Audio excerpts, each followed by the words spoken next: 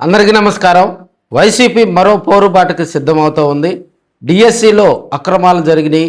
ఎంపికల్లో లోకల్గా ఉన్నటువంటి అభ్యర్థులను కాకుండా స్పోర్ట్స్ కోటాలో కొన్ని సర్టిఫికేట్లు తీసుకొచ్చి డిఎస్సిలో నియామకాలు చేశారు. అర్హులైనటువంటి వారికి అన్యాయం జరిగిందని వైఎస్ఆర్సీపీ ఆధ్వర్యంలో ఒంగోలులో చేపట్టినటువంటి ర్యాలీ సూపర్ సక్సెస్ అయింది. ఈ ర్యాలీకి సంబంధించి విద్యార్థి విభాగం, అదేవిధంగా యువత, ప్రధానంగా ఎవరైతే నిరుద్యోగులు ఉన్నారో, డిఎస్సి రాసి అర్హులై ఉండి ఉద్యోగం రానటువంటి వారు ఉన్నారో వారందరినీ ఒంగోలు జిల్లా కేంద్రానికి తీసుకొచ్చి అదేవిధంగా వైసీపీ ర్యాలీ నిర్వహించటం, అదేవిధంగా వైఎస్ఆర్సీపీ నాయకులు కార్యకర్తలంతా ఈ ర్యాలీలో భాగస్వాములు అవటం, ఇది వైసీపీకి ఇదే స్ఫూర్తితో మరో పోరుబాటుకి సిద్ధమైనట్టు తెలుస్తూ ఉంది. ఈ డిఎస్సిలో జరిగినటువంటి అక్రమాలు, ఎందుకంటే మనకి కేంద్రంలో సీజే పార్టీ ఆధ్వర్యంలో కూడా అక్కడ ఉన్నటువంటి కేంద్ర మంత్రిని రాజీనామా, విద్యాశాఖ మంత్రిని రాజీనామా చేసే విధంగా కూడా అక్కడ మరి నీట్ ఎగ్జామ్కు సంబంధించి పేపర్ లీకేజీ, కేంద్ర విద్యాశాఖ మంత్రిని రాజీనామా చేయించే వరకు కూడా వారి ఉద్యమం కొనసాగింది. ఆ స్ఫూర్తితో కాక్రోచ్ పార్టీ కంటే కూడా ఇంకా ఈ డిఎస్సి నియామకాల అక్రమాలు జరిగాయి అనేది గ్రామాన తీసుకెళ్లాలా, నియోజకవర్గ మండల స్థాయిలో కూడా వైసీపీ ఒక ప్లాన్ ఆఫ్ యాక్షన్ కూడా రూపొందించుకోవడం జరిగింది. ఈ నెల 31వ తేదీన జిల్లా పార్టీ అధ్యక్షులతోటి మరి వారంతా నేతృత్వంలో నాయకులందరూ కలిసి జిల్లా కలెక్టర్కు వినతిపత్రం, విజ్ఞాపన పత్రాలు అందజేసి డిఎస్సిలో జరిగిన అక్రమాలు, అవినీతి అవన్నీ బట్టబయలు చేయాలని కలెక్టర్ తోటి కూడా వారు ఇంటరాక్ట్ అయ్యి మాట్లాడటం జరుగుతుంది.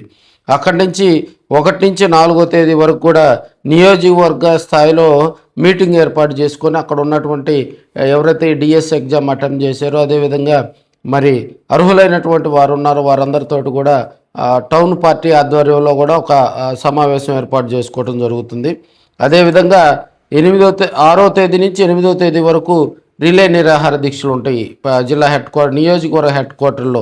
సపోజ్ ఇప్పుడు ఒంగోలు నియోజకవర్గానికి ఒంగోలు హెడ్ క్వార్టర్లో ఉంటుంది, దర్శి హెడ్ క్వార్టర్లో చేస్తారు.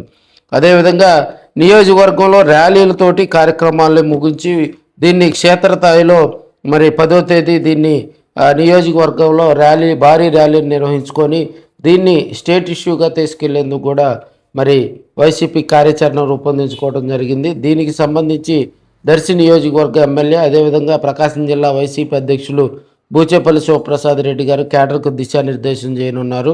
ప్రధానంగా ఒంగోలుతో పాటు మార్కాపురం మెయిన్ జిల్లా హెడ్ క్వార్టర్లు కాబట్టి అక్కడ బాగా మోటివేట్ చేసి, ఎందుకంటే జిల్లా హెడ్ క్వార్టర్లు ఎక్కువగా కూడా యువత, నిరుద్యోగులు వారంతా కూడా అక్కడ తిష్టవేసి ఉంటారు కాబట్టి ఎక్కువ ప్రాధాన్యతను ఈ డిఎస్సి నియామకాల్లో జరిగినటువంటి అవినీతి అక్రమాలను కూడా నిగ్గు తేల్చే కార్యక్రమంలో భాగంగా సిబిఐ విచారణ చేయాలని, అదేవిధంగా మంత్రి నారా లోకేష్ రాజీనామా చేయాలని, అదేవిధంగా నోటిఫికేషను నుంచి నియామకాల దాకా అన్ని అక్రమాలే జరిగాయి.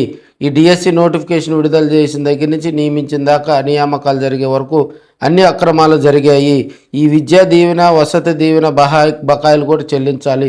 తదితర అంశాలన్నీ కూడా ప్రజల్లోకి తీసుకెళ్లేందుకు వైసీపీ పోరుబాటుకు సిద్ధమైంది. దాదాపుగా ఒక 10 రోజుల పాటు 15 రోజుల పాటు ఈ కార్యాచరణ రూపొందించుకోవటం కూడా ఇది రాజకీయంగా వైసీపీకి కొంత ప్లస్ అయ్యేటువంటి మార్గం.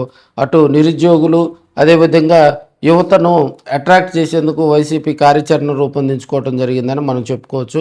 రాజకీయంగా మరి ఇది సక్సెస్ చేసేందుకు వైసీపీ నాయకులు, కార్యకర్తలు ఈ నెల 31 నుంచి కూడా వచ్చే నెల 10వ తేదీ ర్యాలీ వరకు మరి అకుంఠిత దీక్షతో పనిచేస్తారని చెప్తాను ఉన్నారు.